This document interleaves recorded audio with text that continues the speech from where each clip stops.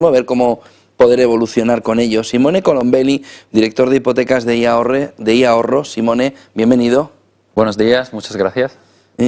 ¿Cuál es la situación de la compra de segundas viviendas por parte de los españoles y la de los extranjeros con miras a España? ¿La subida de tipos frena el interés por esa compra de segundas viviendas o todavía el apetito sigue muy elevado? Yo creo que todavía el apetito sigue elevado, principalmente por dos razones. Salimos de un periodo de COVID donde el consumidor europeo, que es al final principal comprador en España, ¿no? Alemanes, franceses y ingleses, prácticamente ha desaparecido. Nos ha vuelto con mucha fuerza en los últimos meses y eso se ha notado. La financiación, a pesar de lo que comentas, sigue siendo relativamente competitiva, comparado también con otros mercados europeos.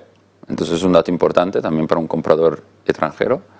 Y en general en toda la costa y las islas vemos que hay todavía mucho movimiento. Probablemente los precios no han crecido tanto como en Madrid, Barcelona o grandes ciudades europeas y esto ha ayudado bastante en un proceso de compra-venta.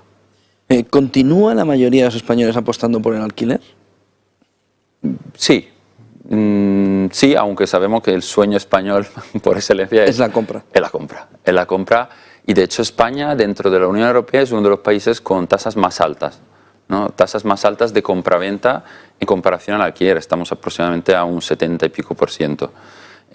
Dicho esto, en los últimos años, desde la crisis del 2008, lo vemos también en la gráfica, los datos de la vivienda en España han sido bastante estables. O sea, hubo una caída importante entre el 2011 y 2013, que fue el pico de la crisis. Recordamos que tocamos fondo en cuanto a precios en 2013. Pero desde entonces el parque de vivienda ha sido bastante estable. Y de hecho en los últimos meses, como comentábamos, hemos visto un repunte tanto en primera vivienda como en segunda residencia. De hecho en segunda residencia ha sido un repunte considerable. ¿Qué deben hacer los extranjeros para pedir una hipoteca en España? ¿Se exponen las entidades financieras a un problema de blanqueo de capitales? Aquí depende lógicamente de la nacionalidad. Para compradores europeos es muchísimo más fácil que para compradores no europeos, eso sin duda alguna, porque al final, tanto a nivel de documentación como a nivel de proceso y a nivel de blanqueo, como bien comentas, es muchísimo más sencillo.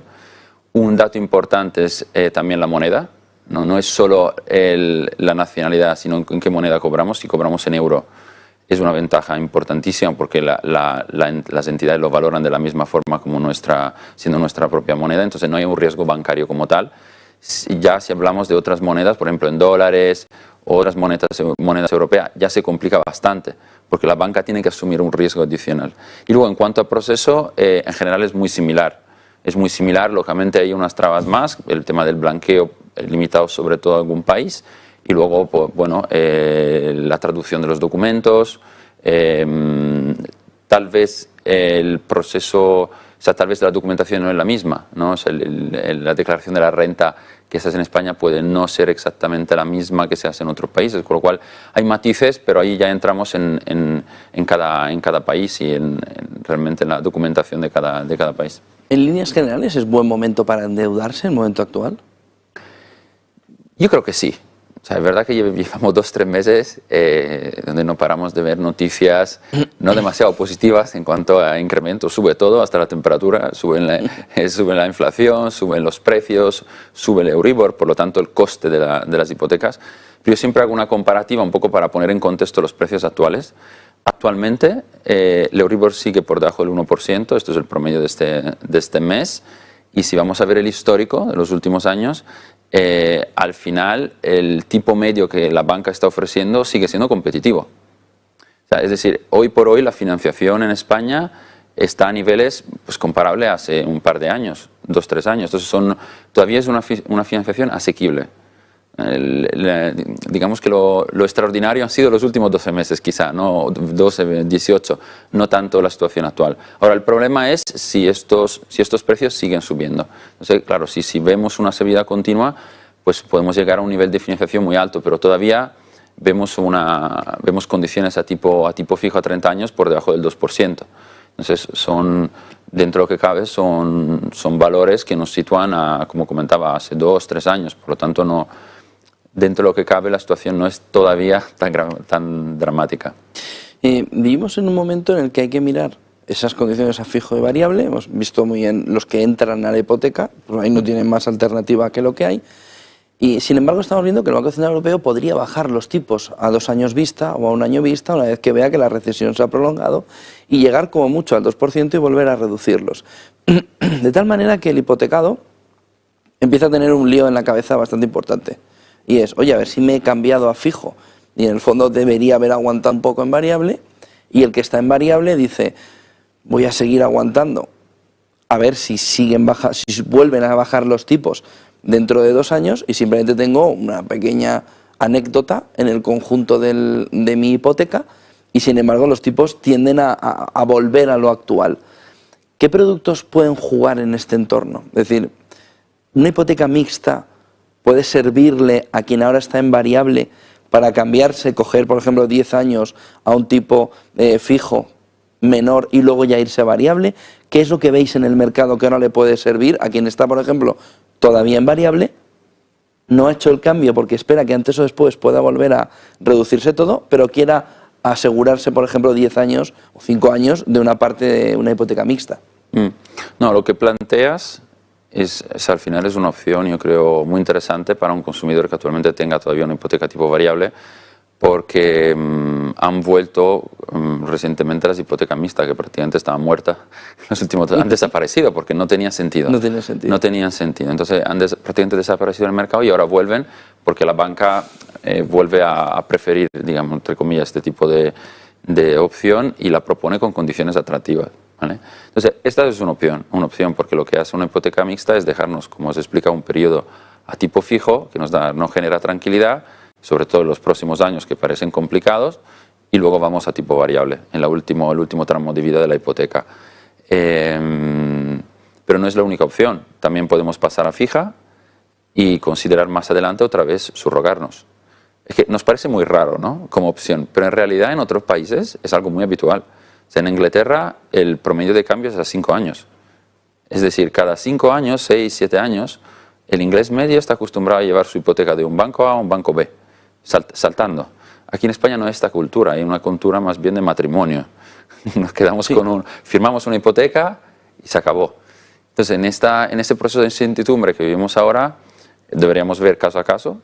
Curiosamente, lo que tú planteas para mí es una de las mejores alternativas, que es la hipoteca mixta ahora, pero nuestra experiencia de ahorro nos dice que al final el consumidor medio tiene bastante miedo y prefiere una fija más cara que una mixta más competitiva. Esto es un poco la sensación que nosotros vemos. El diferencial más o menos está yendo en que la fija te vas más o menos al 2%. Más o menos. Y sin embargo la mixta te mantiene en el 1,10, 1,15 para luego pasar a un variable, eso sí, cambiándote el diferencial de Euribor respecto al que tienes ahora más amplio.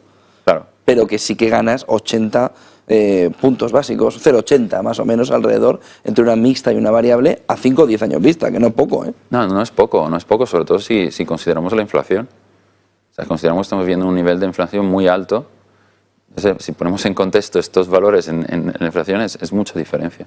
Otro de los puntos que piensa la gente es, yo ya he renovado este año, ¿por qué no espero a ver un poco más cómo está? ¿Esa es una buena actitud o se está equivocando el usuario que ya ha renovado, que sabe que ha renovado bien, razonablemente bien, y que dice, pues me voy a esperar a un año vista?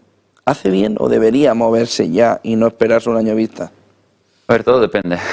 Depende de las condiciones de cada hipoteca. O sea, al final no existe un caso igual.